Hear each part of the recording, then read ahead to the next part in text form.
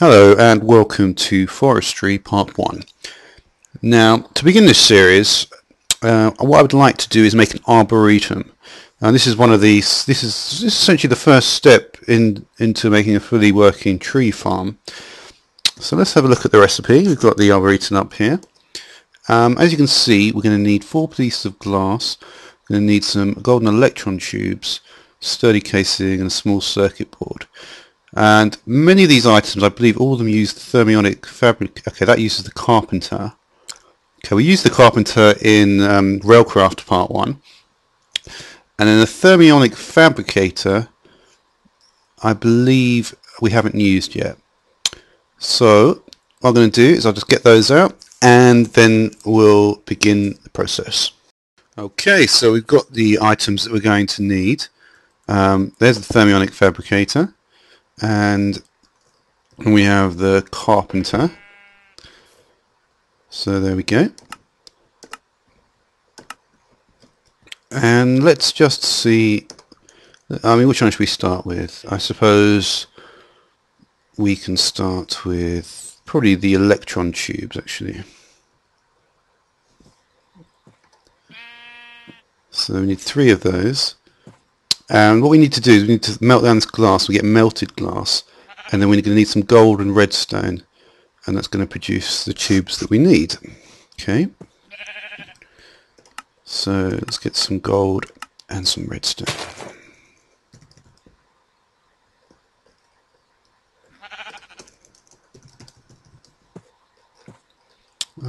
Okay. So let's provide this with some power. And funnily enough, I was reading this Stirling engine actually used to be called a steam engine, but then because on the account of the fact it didn't produce steam, the name was changed to a Stirling engine. And it's part of the Buildcraft engine set, with including a redstone engine as being the entry level, and the combustion engine being the sort of high level engine. I quite like the engine. It's a mid-level engine, so it works with a lot of stuff, but at the same time, it's going to you know, it works for our needs anyway. We need some glass as well, didn't we? So we'll get. Okay, we're still in cheap mode. Good. Okay, so we'll get the glass out,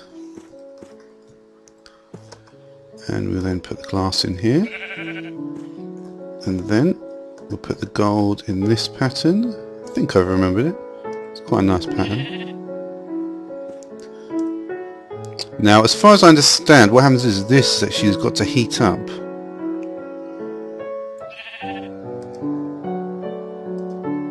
There's no evidence that it's not heating up.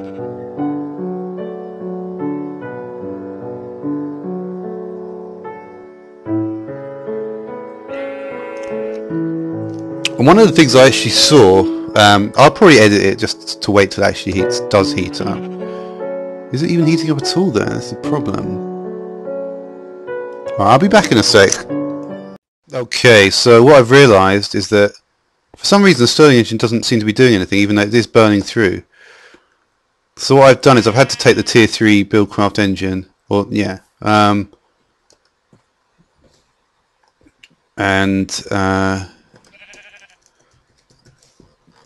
I'm just going to have to manually do this. Now you have to be careful with the combustion engine because it's very likely to explode. But to be honest, in this situation, it shouldn't. And what I'm going to do in another episode, probably of Railcraft, is I'm actually going to talk about these engines in more detail, because it's interesting because they have different sort of phases, and you can actually see the amount of Minecraft joules that they're producing per tick or per second, or any time frame is fine, obviously. So if we look at what's going on here, we can see that the golden electron tubes are completely done. So that's great. So an interesting thing in the config while I'm at it, and I'll probably show this in a Railcraft video, is that you can actually change it so it actually responds to redstone. Now we've got that, but the other item that we needed was Let's have a look what it was. Yeah. Okay, the small circuit board. Obviously we need the sturdy case, but we made that before. That shouldn't be too much of a problem. I may actually just get the sturdy case, and I may just cheat that in because I have made that before, and it's a very standard recipe. And this is just done with the carpenter. So yeah, this one shouldn't be too hard. So we'll just set up the. I think we can definitely use this with here. And we'll put our extra coal out. And okay, we need iron for this one. Okay.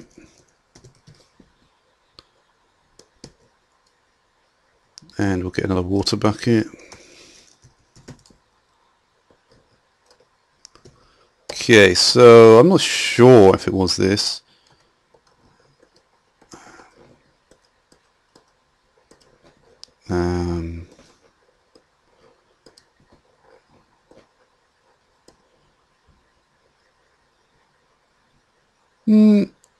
Doesn't look too bad. Let's turn the lights on. Turn the engine on. See if anything wants to happen.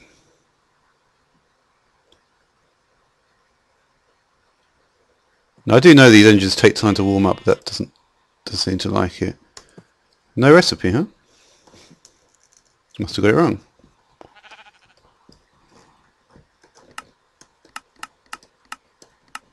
Let's see. Yep, I have.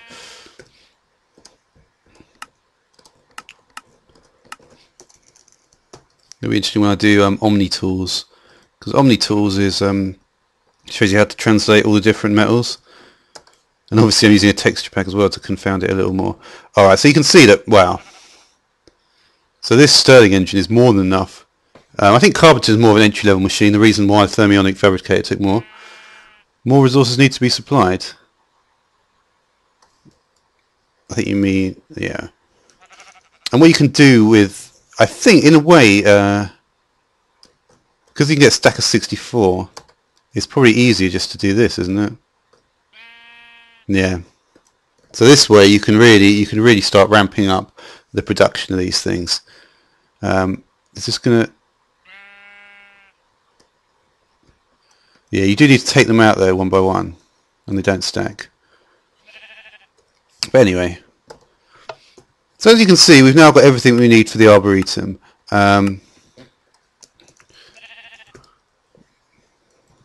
You know, I'm not going to actually make it because it's obvious what you need. I've got these electron tubes, I've got the small circuit board, and the sturdy casing is just bronze, which you remember is 3 copper to every 1 tin. So, yeah. So now that you've done that, we're going to need to think about this arboretum, and that is obviously the focus of this video. So let me just get rid of this stuff out here, and I will be right back. Okay, so we're back. Now, one of the things you might notice, I've got humus and oak saplings in here, and they're going to be the 2 inputs that we're actually going to need. Humus is an interesting item. I'm going to go into it in more detail because it does cross over into other elements of the mod. But if we just look at some humus here, we can see that we either make it in this way with compost surrounded by dirt, fertilizer surrounded by dirt. You can see we can use the carpenter for this stuff. And if we look at either the compost, we can see that's dirt surrounded by wheat. And then this is dirt surrounded by ash, which is another method to make the compost. And we can see it's just cooking up the peat. And then the peat is yet again, you know, moving into a different area. The other thing that we could show you is this one, which is apatite, which is the main world gen of forestry, with sand on, above and below, and yeah, you can use the ash stuff. So it all sort of it all ties in. The fertilizer is important, compost, peat. But like I say, I want to focus on this, so I don't want to go into that at all. So here we have our arboretum. is quite good. And if we look at the interface, we can see basically inputs. Here we've got the humus, here we've got the saplings, and the sand is going to be sort of like a product produced from the operation. Now, what I understand about the arboretum is it creates this sort of what I called, because I thought about the term for a while, a volumetric slice through the y-axis. So basically, if you imagine like a question where you have, a garden is 7 by 7 with a 2 meter path around it, or something like that. You can imagine the area that's actually going to be done is going to be just that external area. So the internal area, nothing actually goes on in the internal area. It's just the sort of the path around where everything is done. I haven't actually seen this. Well, I probably have seen it in action, but I've never actually done it myself. I'm going to go that it's tier 2. I'm not sure it is tier 2, but either way, it's not going to be a problem, I suppose. So we can put the coal in. I mean, I'm curious just if we can just get away with this by doing this. I mean, that may be all there is to it. I mean, on a sort of fundamental level.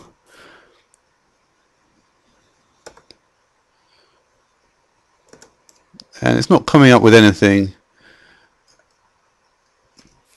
Because what it should be doing is it should be clearing it. But what I don't think it is doing is actually clearing it. And I think, to be fair, because I want this thing to not happen at this kind of rate, and because I know how much better combustion engines are, I'm just going to use them. Because it does take a little bit more effort. But then again, with these capsules, it doesn't take a huge amount, does it, really? I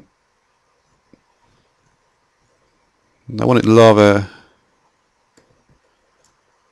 No.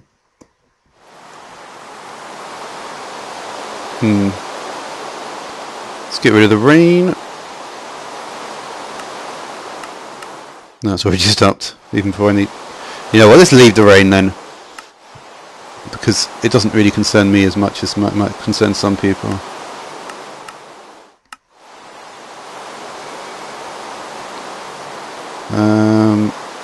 Okay. So there's our lava.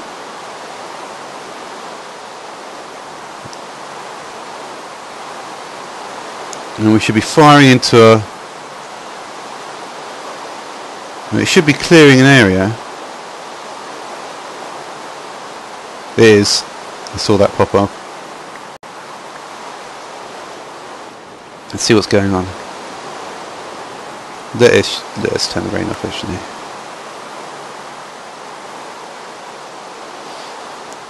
So this engine, now blue is the weakest state. So we can see the current output is 1 Minecraft joule a tick. And it's not storing anything really. And we're getting a nice increase in temperature here. So we can see. So yeah. And I believe actually this is one of the important things in the whole of Minecraft and in Red Power as well is this idea of adjacent inventories. So I believe it can take, because what I've written is only accepting humus and saplings, and it only accepts humus or saplings if both have room. So in other words, if one of them is full, it's not just going to accept the other one just because it's not full. They both need to be not full. That is the conditions.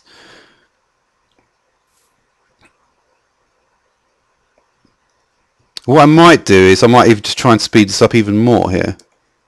I might just put a second combustion engine down. Again, put in the 2 components.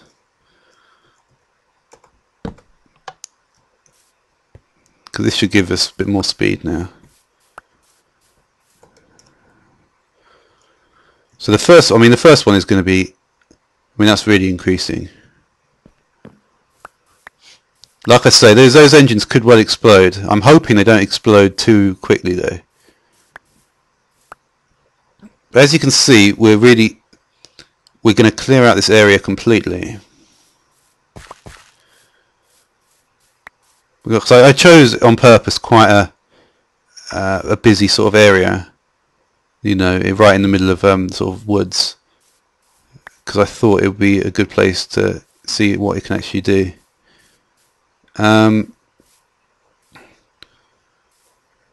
These engines are not really changing colour.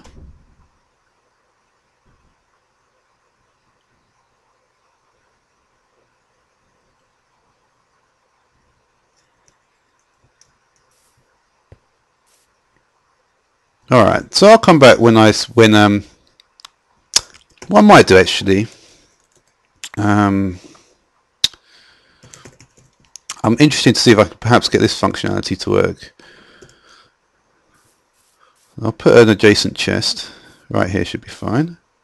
I'm not sure if the orientation of the actual chest makes much difference. So I can put some hummus there. Alright, it's not even I wanted to show how it will only accept if both have room. So I will show that, but it really hasn't finished doing this by a long stretch yet.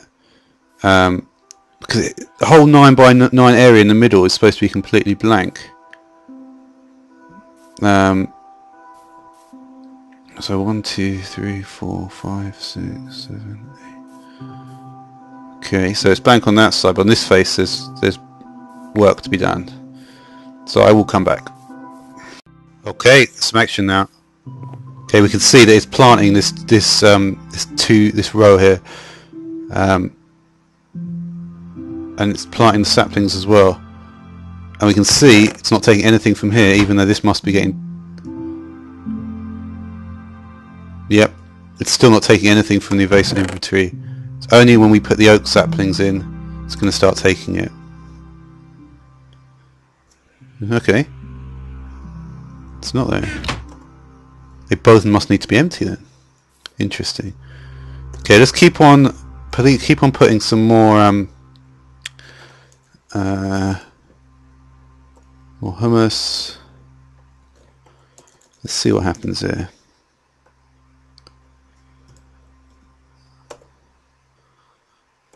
Hummus goes in.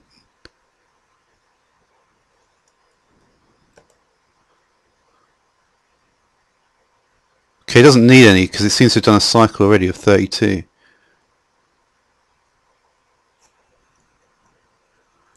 So we can see, let's just check this area. 1, 2, 3, 4, 5, 6, 7. Okay, so it's 9 by 9 internal area. Well, I don't know what this tree's still doing here. Well, I can't imagine we want this tree here.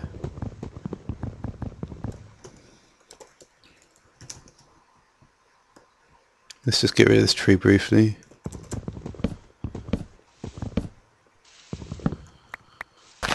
It doesn't make too much difference, I don't think.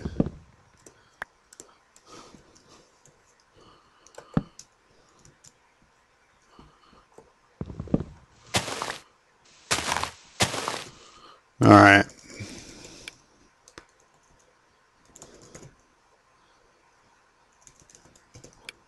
Oh no, it's not that, is it? Yeah, that's the one I'm looking for. Okay.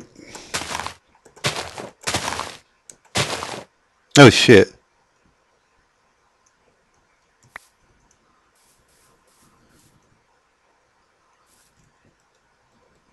What exactly is going on here?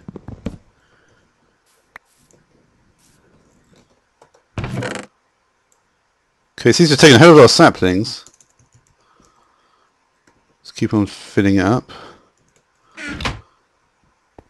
What I think it's doing is it's cutting them down as soon as they actually appear.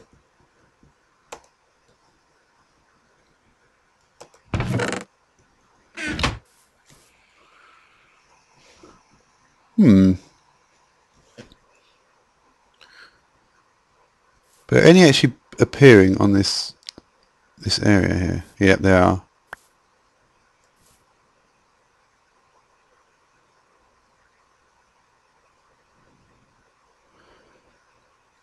And what I think this hummus stuff, it's just, yeah, it just acts like instead of just when you put bone meal on it, it goes straight up. It sort of acts more like regular saplings, but the hummus is is obviously fertilized dirt, so it increases the speed at which the trees grow. And let's have a look, see what, I mean, I'm not sure what's really happening to these trees. And you're supposed to get sand as an output as well. So let's give it a bit longer and we'll see what happens. Okay, so I did actually want to end off the video to actually show that the sand was actually coming in. As you can see, we've got a piece of sand there which has come in. And yeah, you can't just place sand here, so that piece of sand actually has come in. So yeah, that was all I really want to show for this episode. Next time, what I'd like to do is to focus on some of the other machines in forestry. So thanks so much for watching.